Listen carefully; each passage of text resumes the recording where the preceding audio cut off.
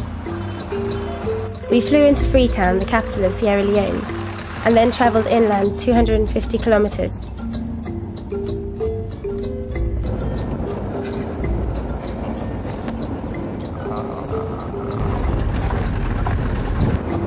The roads were so rough, so the journey took us over 8 hours.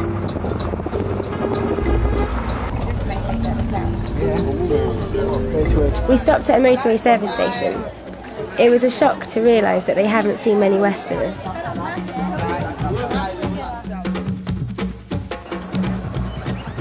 We then left the main roads for the next leg of our journey. Our main purpose was to visit several villages in an area called Pedja. We knew it was going to be remote, but we had no idea how remote. Our car wasn't built for off-road travel, so we were faced with many obstacles.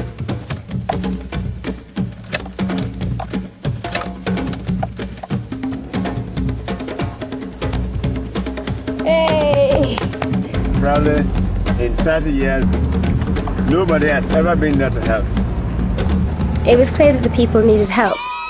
The welcome of every village was overwhelming.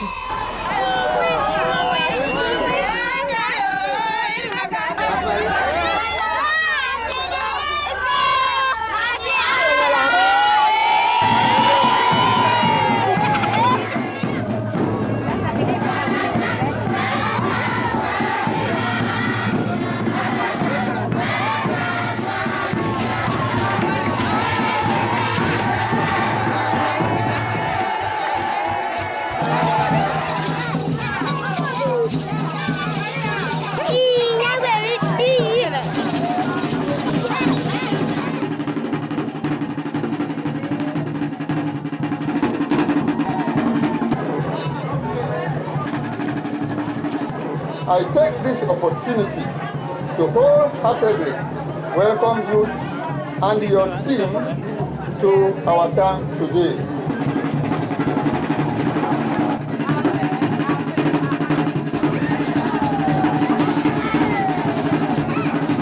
Hello everyone. Thank you for the very wonderful welcome and the nice introduction. Yes. We regard your visit as a milestone in the history of Cueva from the time of the colonial era, which ended on the 27th of April 1961 to this day. This is the first time that our white bastards from overseas have stepped their feet on the soils of Cueva. And to start with, I'd just like to make one correction to Mr. Bimba's very good speech. The days of masters have long gone, and now we come as friends.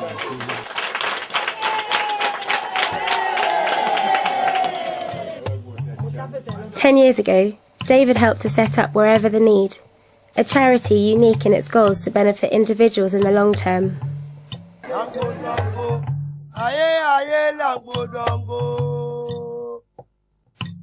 We learned that in fact the underlying problem for a lot of the children was to do with water. And that well is providing the water for all the people in the village, which is 1,700 people. The well probably facility is only good for like 250 or 300 people. That's why it only works during the rainy season. So they just don't have enough water to supply the whole village. Without wells, there is no access to clean water. In Sierra Leone, dirty water is the biggest cause of illness, such as bowel disorders. This explains why 2 in every 5 children die before they are 5 years old. Because the pumps are so overused, it's really important to realise how many wells are needed for the amount of people in the village.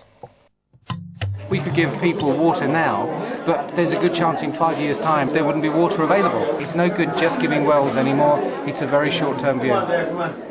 As a result of this, wherever the need, educate the villagers about how to use their new wells. In this area, many parents can't afford school uniform, so don't send their children to school. It's such a silly thing, you know, that a child can't get an education because their parents are poor. It's really sad. That's where you toilet? Yeah. So where is the toilet now?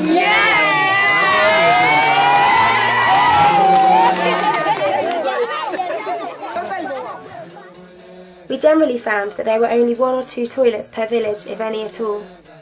And these are just holes in the ground. In Quiver, there was 1 toilet for a village of 1,700 people. This means that a lot of the people have no other option but to use the forest, which leads to the spread of bacteria. The next day we set off for Bungay, the first village that wherever the need have started work.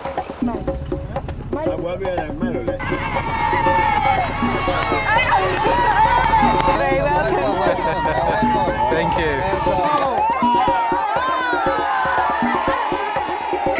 Hello. Hello everyone.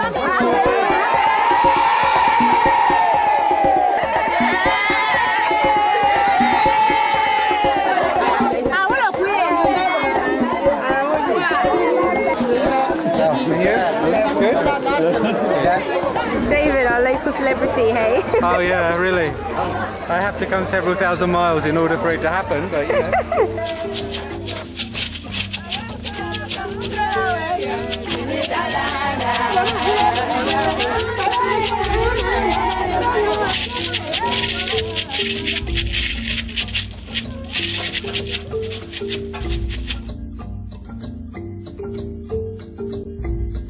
Is the water good? Yeah. The people of Bungay now understand that this well is solely for drinking water. This ensures that the pump works all year round. Once you start with water, you can stop people from being ill.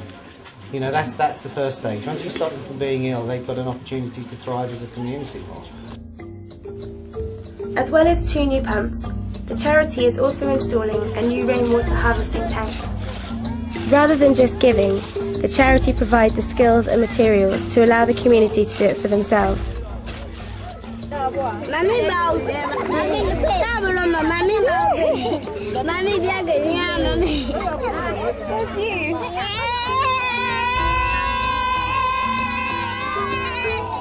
Nancy wants a new school, and I'm sure that at some time Nancy will be telling me how much it costs. The school building has already collapsed, and the communal centre where the children are now studying is due to be knocked down. As a livelihood project, the charity have introduced beekeeping. A total of 175 hives will provide income for 40% of the village. Wherever the need, want each village to become self-sufficient. So rather than just giving the hives, they provided a workshop and tools allowing the community to build and expand for themselves. And out of this, they now have a carpentry workshop and a sewing workshop. Anyone can use these as a source of income, as long as they contribute something towards the community. These are the beehives. Yeah, These are the new beehives. Yeah. We were really sad to have to leave Bungay, and as a thank you, they gave us traditional gifts.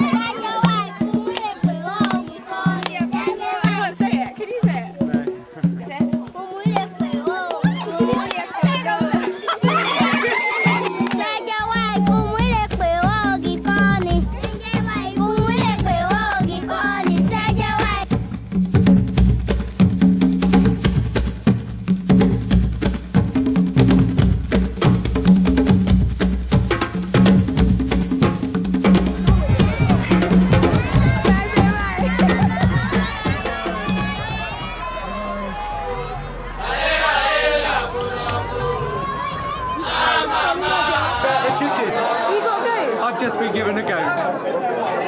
Next time they're going to give me a new wife. She was worried about the chicken. Oh, is the goat going in the boot? David? Yes? Is the goat going in the boot? No, the goat's... No, we've decided the goat's going to Bungay. And it's going to be looked after there. Looked after or eaten? No, it'll be looked after because it's mine and they know I'm a vegetarian. Okay. That will become the oldest goat in Sierra Leone ever.